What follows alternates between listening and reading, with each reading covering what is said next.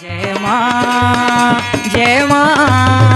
गुरुवर गुरुवर जय मां गुरुवर गुरुवर। नित्य प्रति घर में सोचो कितनी अच्छी चीजें हमारे बच्चे हमारे कहने पे चल रहे हैं। हम सब एक साथ भोजन कर लेते हैं, हम एक साथ मिलजुल करके रहते हैं, हमारे पास बहुत सी अच्छाइयां हैं। ठीक है, हमारे पास अगर एक कमरा तो एक कमरा है, तो छोटा सा मकान बना है, मकान बना तो है, उस मकान के सुख को तो पहले मन मस्तिष्क पर अपने बिठाओ। मगर जो दुख कम है वह आपके ऊपर हावी हो चुके हैं। जितने सुख हैं उन सुखों की तरफ आप ध्यान ही नहीं देते हो। एक आपके पास गाड़ी है, हमारे पास दूसरी गाड़ी, दूसरे के पास, चूंकि पड़ोसी के पास ऐसी गाड़ी है। साइकिल है तो मेरे पास मोटरसाइकिल हो जाए। केवल यही ललक आपको आगे की ओर खींचती चली जा रही। साइकिल है, इसका संतोष आपको नहीं है। अगर सच्चा सुख पाना है तो अपने ऊपर की ओर मत देखो, अपने नीचे की ओर देखो कि तुम 2 समय का भोजन कर लेते हो। अनेक लोग बेचारे समाज में ऐसे हैं जो एक समय का भोजन नहीं कर पाते। प्लेटफार्मों में जूठी पत्तल फेंक दी जाती है, उससे भी दाने उठाकर खा लेते हैं। आपके पास बहुत कुछ सामर्थ्य है, इस सामर्थ्य का उपयोग करो। किसी के गुलाम मत बनो, किसी की चाटुकारिता मत करो, सत्य पथ पर चलो। तुम्हारे पास जो है सामर्थ्य है वह दिन दूना रात चौगुना गति से और बढ़ती चली जाएगी। अतः सत्य पथ के राही बनो, शक्ति पथ के राही बनो, निर्भीकता का जीवन जियो, निडरता का जीवन जियो, नशे मान से अपने आप को मुक्त रखो, चेतनावानों का जीवन जियो, चरित्रवान का जीवन जियो। आप देखो सुख शांति आपके चारों तरफ बरसती नजर आएगी। आपको ज्यादा शांति मिलेगी, आपको ज्यादा संतोष मिलेगा। आपके बच्चे आपके कहने पर चलेंगे। अंता होता है बच्चे 13-14 साल तक की उम्र तक पूरी छूट दे दी जाती है कि बच्चा नहीं पढ़ना चाहता, बेटा मत पढ़ो। सुबह टाइम में एक बार कह दिया गया बेटा उठो, नहीं मम्मी हमें तो नींद आ रही है, नहीं पिताजी हमें तो नींद आ रही है। पिताजी गए, मम्मी जी गई और अपना भी कंबल उठा के उनको उड़ा दिया। ठीक है बेटा लेटे रहो। जब यह क्रम बना रहता है तो निश्चित बच्चे आलसी तो होंगे। आपने 1 घंटे सो निकला, कहा बच्चे 2 घंटे सोएंगे, फिर वही आज हो रहा है। सब कुछ अश्रद्ध की विचारधारा में ढल गया है। ब्रह्म मुहूर्त क्या होता है इसको समाज भूल चुका है। पहले दुकानें सुबह 7 बजे खुल जाती थी। आज दुकानों में आप सामान ले जाओ 11 बजे, कुछ ही क्षेत्र की बात हो तो मैं नहीं कहता, नहीं 11 बजे पहले दुकानें खुलती नहीं और रात 11-12 बजे तक लोग जगते हैं और सुबह तान के चद्दर 8 बजे 9 बजे तक सोते हैं। जब आप प्रकृति के बनाए हुए नियमों को नहीं मानोगे, मानो ही सबसे ज्यादा उल्लंघन करता है। कोई जीव जंतु पशु पक्षी सब चहचहाने लगते हैं। सूर्योदय की पहली किरण फूटने के पहले से वो जग जाते हैं। मगर आज समाज आलसी बनकर के लेटा रहता है, पड़ा रहता है, जगना ही नहीं चाहता, उठना ही नहीं चाहता। यह आलस्य आपकी कोशिकाओं को संकुचित करता चला जा रहा है। अतः प्रयास करो कि सूर्योदय के पहले अवश्य उठ जाओ। तुम पशु पक्षियों से श्रेष्ठ हो, पशु पक्षी नहीं हो। उनसे भी पहले जगना सीखो। रात्रि को समय पर विश्राम करो। आज भी असुरों का साम्राज्य है। हर काल के स्वरूप अलग अलग होते हैं। अब आपने असुरों का दिमाग में बस यही ले लिया है कि उनके सींगे निकले, बड़े बड़े दांत निकले होंगे, विभत्स दिखते होंगे। किसी काल में विभत्स दिखते थे, आज वही सबसे सुंदर हो सकता है दिखते हो। आज भी तो हो रहा है कि रात को 11 बजे से उनकी पार्टी प्रारंभ होती है। किसी उद्योगपति की कोई पार्टी हो, किसी फिल्मी एक्टरों की पार्टी हो, रोज न्यूज़ों में आप देखते होंगे सुबह 2:30-3 बजे तक चलती है। 12 बजे तक वो तान के चद्दर सोते हैं असुरों के समान। असुर भी यही करते थे कि ब्रह्म मुहूर्त क्या, उनसे कोई मतलब नहीं, आराम से तान के सोते थे। 12-1 बजे के बाद वो जगते थे और फिर अपने खाने पीने की व्यवस्थाएं करते थे और रात्रि तक भी कुछ भी इकट्ठा करे, रात में पार्टी करते थे। आज भी देश के अनेकों बेईमान देश को लूट करके और रात में पार्टियों का जश्न मनाते रहते हैं। आज असुर वही है, उनको केवल समझने की जरूरत है। तो उन असुरों की परंपराओं पे मत जाओ कि वो कैसा करते हैं। आज युवा वर्ग फिल्मी एक्टरों को देखता है, फिल्मी हीरोइनों को देखता है, सोचता शायद वो बहुत सुखी होंगी, उन्हीं के पहनावे पहनने लगेंगे बच्चे। उनको लगता है कि जैसे वो बहुत ज्यादा सुखी, बहुत ज्यादा स्वतंत्र है। अरे उनके नजदीक जाओ, वो सबसे ज्यादा तनावग्रसित है। बिना शराब पिए उनको एक दिन नींद नहीं आ सकती। उनके रोज पति बदलते हैं, रोज पत्नियां बदलती हैं। उनके आत्मीयता भावना क्या होती है, सब कुछ मर चुका होता है। मैं 99% लोगों की बात करता हूं, 100 में 1 आदि ऐसे होंगे जो सदाचारी होंगे। वो कभी सुखी नहीं है, दिन रात वो बेचैन हैं। नाना प्रकार की बीमारियों से ग्रसित हैं, वो थोड़ी देर के लिए टिपटाप बन करके अपने आप को आपके पास आ जाते हैं, आपको दिखाते हैं, आप उनके फैशन से प्रभावित हो जाते हैं। अतः अपनी भारतीय मर्यादाओं का पालन करें। दिन प्रतिदिन जो वस्त्र छोटे होते चले जा रहे हैं, ये हमारी भारतीय परंपरा नहीं है। हमारी भारतीय परंपरा की नारी जब अपने बच्चे को भी दूध पिलाती, स्तनपान कराती है, तो भी उसे आंचल से ढक करके दूध पिलाती है। अतः अपनी मर्यादाओं को मत छोड़ो। पुरुष वर्ग हो चाहे महिला समाज हो, सभी को, नर नारी मेरे लिए एक समान है। सभी अपने वस्त्रों पर, अपने भोजन पर, अपने आहार विचार व्यवहार पर बराबर ध्यान रखो। हमको उनको अनुसरण नहीं, हमारे ऋषियों मुनियों की परंपरा को देखना है, सभ्य समाज को देखना है कि हमें सभ्य समाज का पालन, उसी के नियमों का पालन करना है और हमें सभ्य समाज का एक अपने आप को भी एक अभिन्न अंग बनाना है। तभी हमारे बच्चे भी उसका अनुसरण करेंगे। बच्चों की सुख शांति किसमें है, उसको समझने का प्रयास करो। बच्चों को बचपन से दिशा दो, नफे मान से उनको बचपन से दूर रखो। आज तो दुर्भाग्य है कि शासन द्वारा इस तरह चीज़ों को बढ़ावा दिया जा रहा है। बीड़ी उद्योग को बढ़ावा, पूरा सागर संभाग बीड़ी उद्योग में त्रस्त पड़ा है। छोटे छोटे बच्चे बीड़ी बना रहे हैं। ऐसे तो कहेंगे बच्चों को श्रम नहीं करना चाहिए। पता नहीं बेईमानों के दिमागों में पता नहीं कहाँ से घुटने पे दिमाग चला गया है। ऐसे तो कहेंगे अगर कहीं छोटे बच्चे बाल मजदूरी कर रहे हैं तो उसे अपराध मानेंगे, उन्हें वहां से हटा देंगे। और हर घरों में बीड़ी बनाने के उद्योग जो पैदा कर रहे हो, क्या वहां अच्छे उद्योग नहीं लगाए जा सकते? व्यवसायिक संस्थान नहीं डाली जा सकती, मिलें नहीं डाली जा सकती, फैक्ट्रियां नहीं लगाई जा सकती? मगर नहीं, बीड़ी उद्योग को बढ़ावा दिया जाता है। छोटे छोटे बच्चे बीड़ी बनाते हैं और फिर बीड़ी पिएंगे। तब बाल मजदूरी नहीं होती, तब छोटे बच्चों का शोषण नहीं होता, मगर उसको और बढ़ावा दिया जाता है। इसलिए तुम सड़ते रहो, गड़ते रहो, मरते रहो, तभी हमारा साम्राज्य स्थापित रहेगा। हर जगह जगह ठेके बिक रहे हैं। त्योहारों पर तो, और अभी जब खेल हो रहा था दिल्ली में कॉमनवेल्थ गेम, तब बसों में अलग अलग गाड़ियां बना दी गई थी, मोबाइल वैन जिनको तैयार कर दी गई थी, जिन्हें रास्ते में जहां चाहो शराब खरीद लो। यह भारत की सभ्यता हमारी नहीं है। हमेशा इसका विरोध किया गया है और आगे आने वाले समय पे भी इसका हमको विरोध करना है। समाज को धीरे धीरे नशे मान से मुक्त कराना है, सदाचार का जीवन जीना है, सतत सजग रहना है। क्षणिक पैसे के लाभ में, प्रलोभनों में आपको समाज में नाना प्रकार के लोग ठग रहे हैं, उनसे सजग रहो। कोई घर आपके घर में आएगा, आपका धन गड़ा होने की बात बताएगा और आपका जो बाहर धन रहता है वो भी उखाड़ करके ले जाएगा। कहेगा इतना इस पूजा के लिए दे दो, उतना उस पूजा के लिए दे दो। अगर आपके घर में कभी भी कोई ऐसा व्यक्ति आता है जो कहता है धन गड़ा हुआ है, मैं धन निकाल दूंगा, तो उसे तत्काल पुलिस के हवाले करो या भक्ति मानव कल्याण संगठन को तत्काल सूचना दो। क्योंकि ऐसे लोगों के पास कोई भी सामर्थ्य नहीं। अगर ऐसा कोई भी व्यक्ति ऐसा कहता है तो मेरे सामने ला करके खड़ा करो। अगर ऐसा कोई कर देगा तो मैं आजीवन उसकी गुलामी करूंगा। ऐसे ठगों से सजग रहो। नाना प्रकार के मोबाइलों में आपके फोन आते रहे कि ऐसा कर लो, हमारे पास सोना मिल गया है, हम उसको सस्ते में बेचना चाहते हैं, आप आ जाओ, हम इतना पैसा हमको दे दो, हम दे देंगे। आपके यहाँ टावर लगा देंगे, आप इतना पैसा पोस्ट ऑफिस में जमा कर दो, इतना पैसा आप बैंक से भेज दो, आपके नाम पे लॉटरी खुल गई है, केवल इतना आप पैसा भेज दो, आपको हम इतने लाख लोन दे देंगे। नाना प्रकार के प्रलोभन से आपको नाना प्रकार से समाज को ठगा जाता है। उनसे थोड़ा सा सजग रहो, सतर्क रहो। ऐसे लोगों को कानून के हवाले करो, उनके खुद ठगी का शिकार मत बनो। नाना प्रकार की चिट फंड कंपनियां, हर मंच पे मुझे सजग किया जाता है कि आपको सचेत करता हूं कि किसी चिट फंड कंपनियों के चक्कर में मत पड़ो और मेरे संगठन का कार्यकर्ता कोई भी इन चिट फंड कंपनियों का सदस्य ना बने। 99% चिट फंड कंपनियां समाज में ठगी करती हैं, लूटती हैं और एक न एक दिन भग जाती हैं। आज भगेंगी या कल भगेंगी।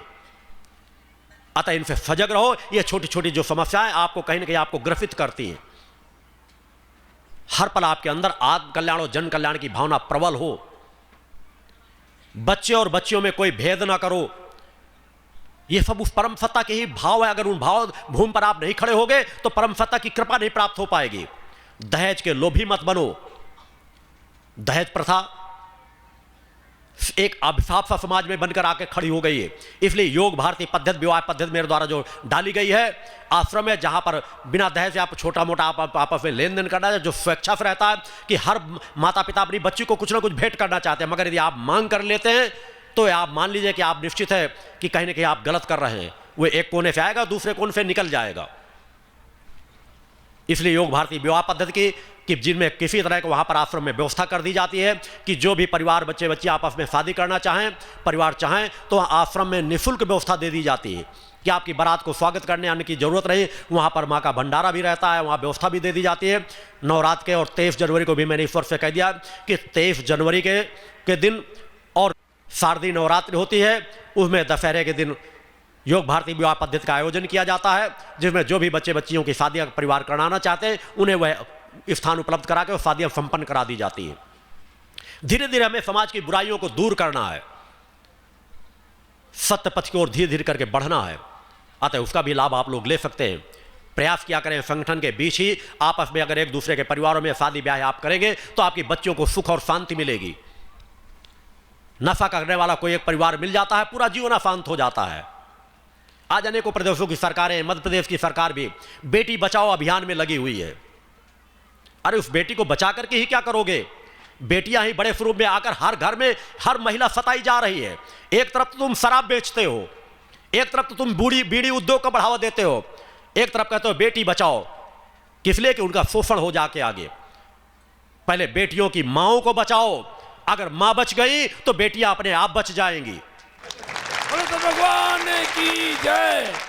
माताओं की रक्षा नहीं कर पा रहे, बहनों की रक्षा नहीं कर पा रहे, बेटी बचाओ अभियान पे आगे बढ़ रहे हो। सोच पैदा करो।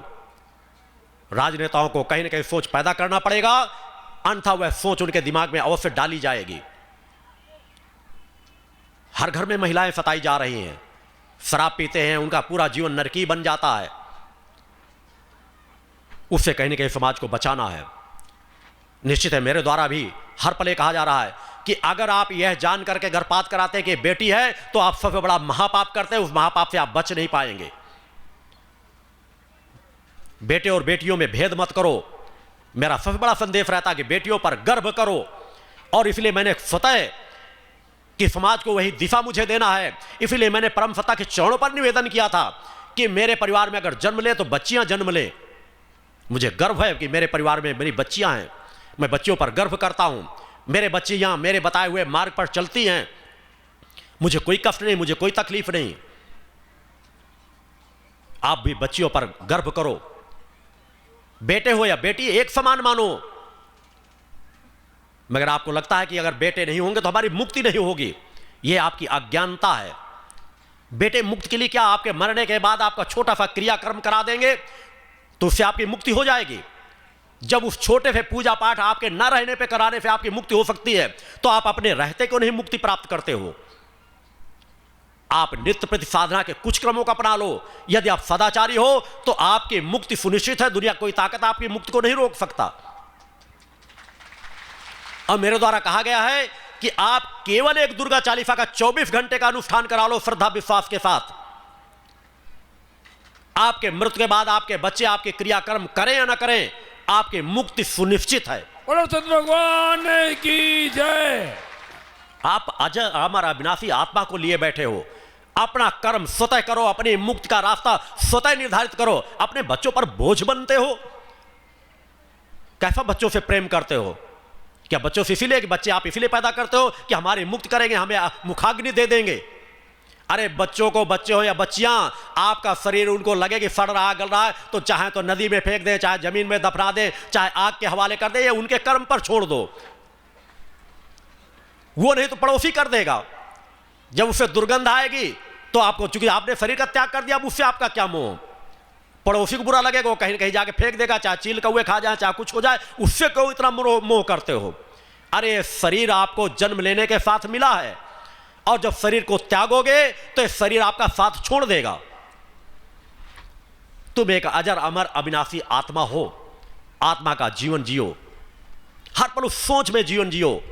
परम सत्ता ने आपको बहुत कुछ दे रखा है। अपने आप को जानो, पहचानो, सतमार्गी बनो। अनित अन्याय धर्म से धीरे धीरे करके पीछे हटो। आपने शंखनाद किया है। मैं इन क्षणों पर आगे विचारों में जाने के पहले आप लोगों से चरित्रवान बनने के, चूंकि नफे मांस से मुक्त का संकल्प तो मैंने किया ही है, आज आप नफे मांस और चरित्रवान बनने के लिए हाथ उठाकर इन क्षणों पर संकल्प करेंगे। चरित्रवानों के लिए मैंने कहा है कि अगर मैं जिस तरह की चेतना तरंग में देता हूं, उससे ज्यादा पहले से हुए अपना जीवन जीता हूं। मैं स्वतः गृहस्थ में रह करके भी पूर्ण ब्रह्मचर्य का मन वचन कर्म से ब्रह्मचर्य व्रत का पालन करता हूं। नफे मांस का कभी किसी तरह का कोई सेवन नहीं करता, शुद्धता सात्विकता का भोजन लेता हूं। आपसे भी उसी तरह चाहता हूं कि आप पूर्ण ब्रह्मचर्य नहीं रह सकते तो मगर मनुष्योचित दो धर्म कहा गया है कि आप शादी से पहले बच्चे हो या बच्चियां नाजायज संबंधों को स्थापित ना करें। शादी के बाद एक पत्नी एक पति धर्म व्रत का पालन करें। उस चीज के लिए आप संकल्प लें, क्योंकि मैं जानता हूं आज समाज का युवा वर्ग का सबसे ज्यादा पतन इसी में हो रहा है। अनेकों बच्चे मेरे पास आते हैं, लड़के लड़कियां आएंगे, बस गुरुजी उससे अगर हमारी शादी नहीं हुई तो हमारा जीवन अस्तित्व समाप्त हो जाएगा, हम अपने आप को जहर खा लेंगे, हम मर जाएंगे, बस गुरुजी हमारी किसी तरह शादी करा दीजिए। धिक्कार है तुम्हारी सोच पर। काश इतना ही प्रेम अपने गुरु से, अपनी परम सत्ता माता भक्ति से कर लेते तो तुम्हारी आत्मा का कल्याण हो जाता। इस हाड़ मांस के शरीर में ना तुम लड़के हो ना लड़की हो, उसे पहचानो। यह संबंध परम सत्ता ने जन्म मरण की परंपरा बनाए रखने के लिए एक व्यवस्था दे दी है। इतनी लिप्तता मत रखो। आज पूरा समाज भटक रहा है। 25% समाज आज दूसरी वातावरण से ग्रसित हो चुका है। अतः मैं चाहूंगा कि आप चरित्रवान बने। मेरे शिष्य जिस गली कूचे से निकले उन्हें लगे कि हां अगर ये मां के भक्त हैं तो चरित्रवानों का जीवन जीते हैं। बच्चे बच्चियां चरित्रवान बनकर जीवन जीते हैं, नफे और मांस से मुक्त होकर के जीवन जीते हैं। आपकी पहचान समाज में समाज सेवक की हो, नफे मांस से मुक्त चरित्रवान साधकों के रूप में हो। आप पर लोग विश्वास करें। अधर्मी अन्यायी आपके चेहरे को देख करके सर झुकाएं। आज सब कुछ उल्टा हो रहा है। किसी एक चौराहे में एक लोफड़ प्रवृत्ति का व्यक्ति खड़ा रहता है, अधर्मी अन्यायी खड़ा रहता है, 10 धार्मिक प्रवृत्ति के लोग सर झुका के निकल जाते कि कौन इससे टकराए। मैं कह रहा हूं मेरा हर शिष्य जब यह निर्णय कर लेगा अगर इसे मैं नहीं टकराऊंगा तो दूसरा कौन टकराएगा। बोलो भगवान की जय। जब यह हो कि अगर एक भी सिद्ध साधक किसी जगह खड़ा है तो अधर्मी अन्यायी सर झुका के जाएं, वह अवस्था आपको पैदा करना है। और वह तभी पैदा कर सकोगे जब आप नफे मान से मुक्त चरित्रवान साधक बनोगे। आपकी चेतना शक्ति आपके साथ कार्य करेगी। सच्चाई ईमानदारी से जीवन जीने वाला, मेरे भक्ति मानव कल्याण संगठन की विचारधारा का जीवन जीने वाला, जो आज्ञा चक्र पर कुमकुम का तिलक लगाता है, नित्य शक्ति जल का पान करता है, रक्षा कवच गले में डाल के रखता है, मेरा एक एक सिद्ध साधक 10-10 पर भारी पड़ता है। बोलो तो भगवान की जय। अतः इन क्षणों पर मैं आप लोगों से हाथ उठाकर संकल्प चाहता हूं, मेरी आवाज जहां तक जा रही हो, चरित्रवान बनने का, नशे मान से मुक्त होने का यह आपको मैं सौभाग्य देता हूं कि इन क्षणों पर यदि कोई मुझसे जुड़ा है या नहीं जुड़ा, जो भी नफे मांस और चरित्रहीनता की वजह से अपराध हुए होंगे, उन अपराधों के सभी पापों को मैं अपने अंदर ग्रहण कर लूंगा, उन पापों से आपको मुक्त कर दूंगा। हाथ उठाने के पहले आप ध्यान रखें, अपने अगल बगल भी देख लेंगे। अगर कोई व्यक्ति हाथ नहीं उठाता है तो मान लेना कि वह इन अवगुणों से कहीं ना कहीं लिप्त है, तो उसके घर में जाके जरूर बता देना। सभी लोग हाथ उठाएंगे और ये कहेंगे कि हम नफे मान से मुक्त चरित्रवान साधक बन करके दिखाएंगे। आप लोग पूरी तरह से नफे मान से मुक्त चरित्रवान बनना है, साधक बन के हम दिखाएंगे। सभी लोग हाथ उठाएंगे अपने आसपास जहां तक गली चौराहे तक, चूंकि इस क्षेत्र के लोगों का इस शिविर के प्रति हर एक का सहयोगी भाव रहा है। चाहे जहां तक आवाज जा रही है, अगल बगल के क्षेत्र गांवों घरों में रहने वाले लोगों ने एक सराहनीय सहयोग किया है, अपने घरों में भक्तों को ठहराया है, तो उनका भी कल्याण हो। और इन क्षणों पर अगर आपने संकल्प ले लिया है तो आज के पहले होने वाले समस्त पापों से मैं आपको मुक्त करता हूं। जय। हाथ आप नीचे कर लेंगे। इस संकल्प को आपको सदैव ध्यान में रखना है। हर पल जीवन में अपने परिवर्तन लाना है। यदि हम अपने जीवन में परिवर्तन लाएंगे तभी हमारा अधिकार बनता है कि हम दूसरे के जीवन में परिवर्तन लाने का प्रयास करें, तभी हमारा प्रयास सफल होगा। तभी हम जिस घर में जाकर अपनी बात कहेंगे उस पर प्रभाव पड़ेगा और उस घर में सहज भाव से परिवर्तन आएगा। मेरा व्यवहारिक में आश्रम में अनेकों लोग जो आते हैं वहां कहा जाए बस गुरु जी के पास मत जाना, अगर पूछते क्यों, तो बोले कहे गुरुजी के पास गए तो बस गुरुजी के बन के रह जाओगे, पता नहीं वो क्या कर देते हैं वहां, बस जो जाता है वो अपना बना लेते हैं। मैंने कहा मेरे पास वही है जिस तरह एक माता पिता अपने पुत्रों से प्रेम करते हैं, फिर उस तरह एक गुरु अपने शिष्यों से सच्चा प्रेम करता है, रोम रोम चीख करके कहता है कि जिस तरह मैं उस परम सत्ता के सुख और आनंद का उपभोग कर रहा हूं, उस तरह वह भी आप भी प्राप्त कर सके। भगवान की जय।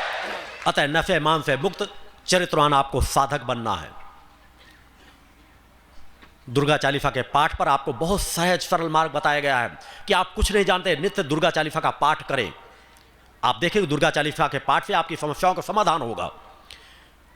आपके घर में कोई भी शुभ कार्य होता है, आपको कोई कह देता नहीं ये मूल नक्षत्र में बच्चा पैदा हुआ है, ऐसा हुआ है, इसके ये मंगल दोष है, किसी भी दोष को दूर करने के लिए केवल 24 घंटे या 5 घंटे के एक अनुष्ठान आप चालीसा पाठ का करा लें, उस दोष से आपको निश्चित रूप से मुक्ति प्राप्त हो जाएगी।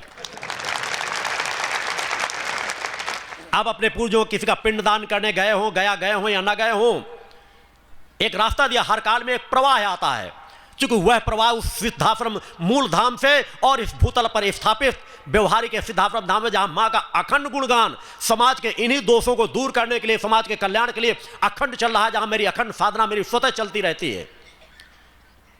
कि आपने पिंडदान किया ही नहीं, क्या गए हो नहीं, अगर आपको लगता है हमारे पिताजी की मुक्ति नहीं हुई है, उनके मुक्ति के लिए मैं कुछ करना चाहता हूं, तो सिर्फ एक 24 घंटे का अनुष्ठान करा लो, आपको मुक्ति मिल जाएगी, आपके पूर्वजों को मुक्ति मिल जाएगी। बहुत से सरल मार्ग बताया गया है। शक्ति जल से सभी रोग दूर होते ही हैं, आध्यात्मिक लाभ उससे प्राप्त होता ही है। विश्वास तो करो, चलो तो 2 कदम, कर्म तुम्हें ही करना पड़ेगा। अगर कर्म नहीं करोगे, एक कान से सुनोगे दूसरे कान से निकाल दोगे, तो तुम्हारे जीवन में कुछ परिवर्तन नहीं आएगा। मगर मेरे साधक, मेरे शिष्य हर पल अपने जीवन में परिवर्तन ला रहे हैं, और इसी का प्रभाव है, समाज में परिवर्तन आ रहा है। मां की आराधना भक्ति करने के लिए और कुछ नहीं करना पड़ता, केवल अपने जीवन में हर पल परिवर्तन करते चले जाओ, हर पल शरीर का शोधन करते चले जाओ, अवगुणों से अपने आप को दूर हटाते चले जाओ। मेरा आशीर्वाद सभी के साथ जुड़ा रहता है। और फिर भी मैंने समाज का आह्वान किया है कि जो इस जीवन में, चूंकि इसी यात्रा के दौरान मेरे द्वारा 1,11,000 ऐसे साधकों का, ऐसे धर्म योद्धाओं का भी चयन किया जा रहा है धीरे धीरे करके, जो मेरी एक आवाज में अपने जीवन को न्यौछावर करने के लिए तत्पर हूं।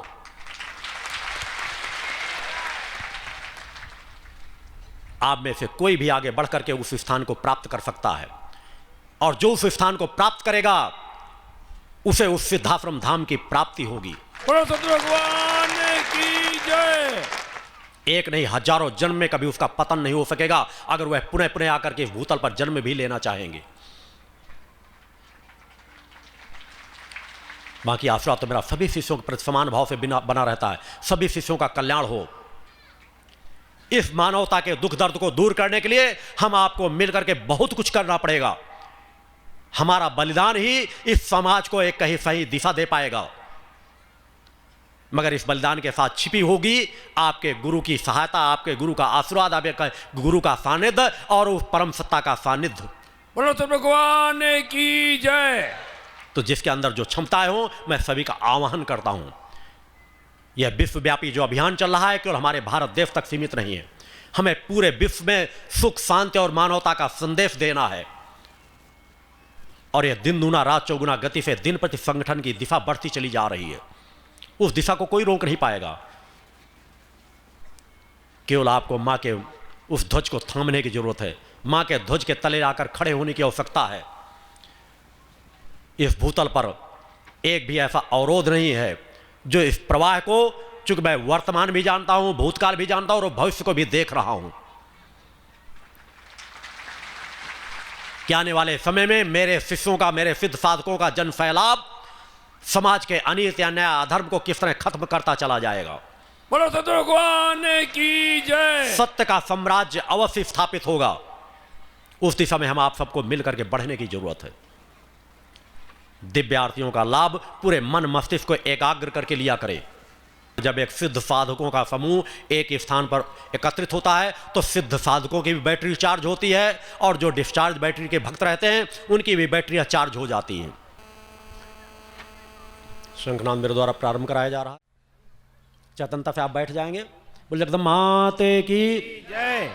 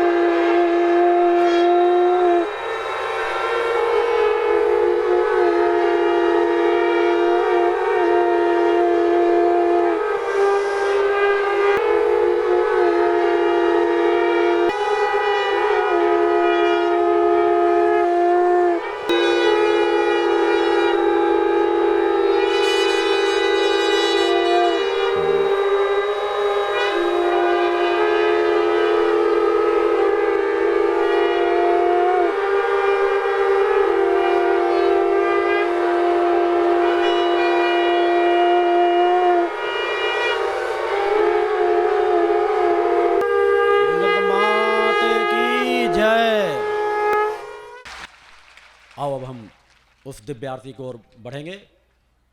बोल जगदम्बा माते की जय। या देवी सर्वभूतेषु शक्ति रूपेण संस्थिता नमस्तस्यै नमस्तस्यै नमस्तस्यै नमो नमः। पंच ज्योति शक्ति तीर्थ सिद्धाश्रम, मां की कृपा और गुरुदेव की अमृतवाणी का पावन संगम। एक ऐसी पवित्र भूमि जहां मां भगवती की ज्योति हर दिल को रोशन करती है, जहां परमहंस योगीराज श्री शक्तिपुत्र जी महाराज के चरणों में बैठकर हर मन की पुकार सुनी जाती है। पंच ज्योति शक्ति तीर्थ सिद्धाश्रम, जहां हर कदम पर साधना, हर सांस में भक्ति और हर पल में जन कल्याण की सुगंध बिखरती है। आओ इस अलौकिक यात्रा में शामिल हो और देखो कैसे एक आश्रम ने करोड़ों जीवन को बदला। युगवंदनीय धर्म सम्राट, युग चेतना पुरुष सद्गुरुदेव परमहंस योगीराज श्री शक्तिपुत्र जी महाराज के पावन चरणों में कोटि कोटि नमन, वंदन और प्रणाम। उनकी कृपा से एक ऐसी पवित्र स्थली का सृजन हुआ जो तप, योग, ध्यान और साधना का स्वर्णिम केंद्र है।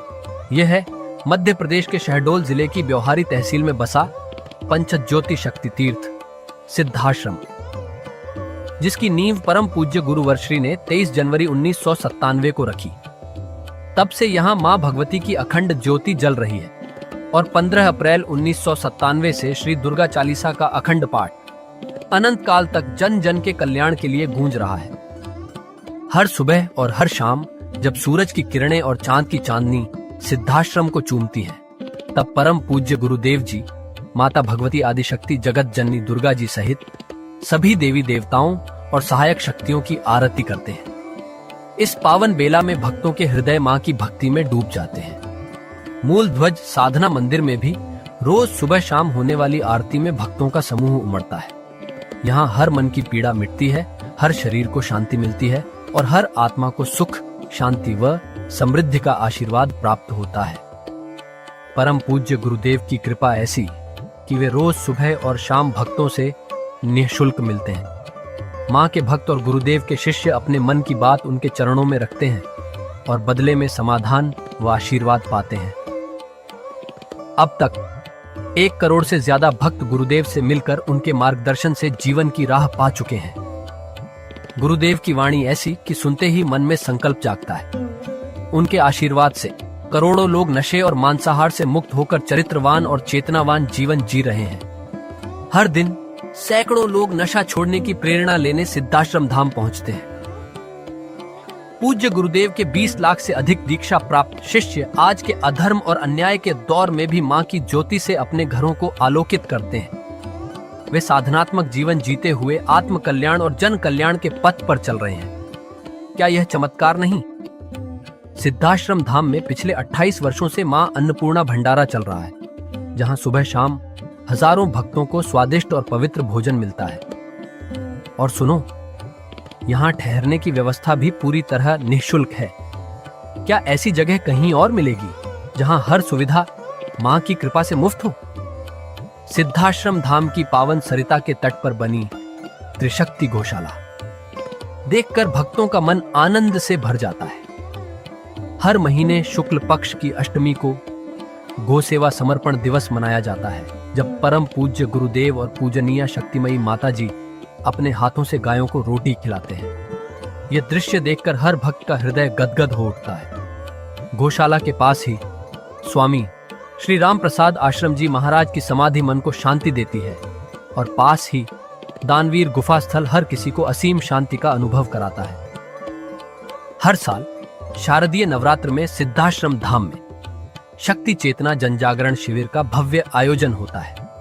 लाखों भक्त यहाँ योग, ध्यान और साधना सीखते हैं, गुरुदेव के चेतनात्मक चिंतन को सुनते हैं और मां की अलौकिक आरती का आनंद लेते हैं। मां की कृपा और गुरुदेव का आशीर्वाद पाकर हर भक्त धन्य हो उठता है। 23 जनवरी सिद्धाश्रम स्थापना दिवस एक और पावन अवसर है।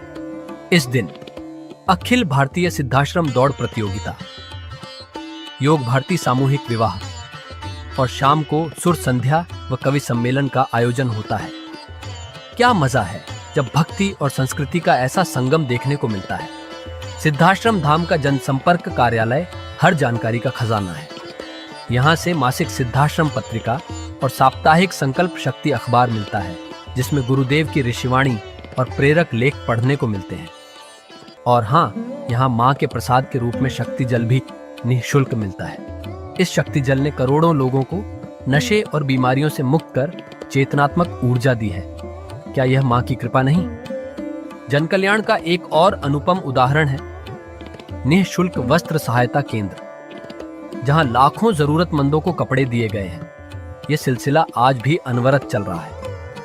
सिद्धाश्रम धाम में पौधारोपण का भी बड़ा काम होता है। परम पूज्य गुरुदेव जी महाराज एवं पूजनीय शक्तिमयी माता जी स्वयं समय समय पर पौधारोपण करके पर्यावरण को बढ़ावा देते हैं। सिद्धाश्रम धाम में अनेक प्रकार के फल, फूल और औषधियों के हजारों पेड़ों की हरियाली देखकर मन प्रसन्न हो जाता है। सिद्धाश्रम धाम में विभिन्न प्रकार की हरी सब्जियां उगाई जाती हैं, जो निःशुल्क चल रहे मां अन्नपूर्णा भंडारे में प्रयोग की जाती है। परम पूज्य गुरुदेव जी ने मानवता, धर्म रक्षा और राष्ट्र रक्षा के लिए 3 धाराएं बनाई हैं।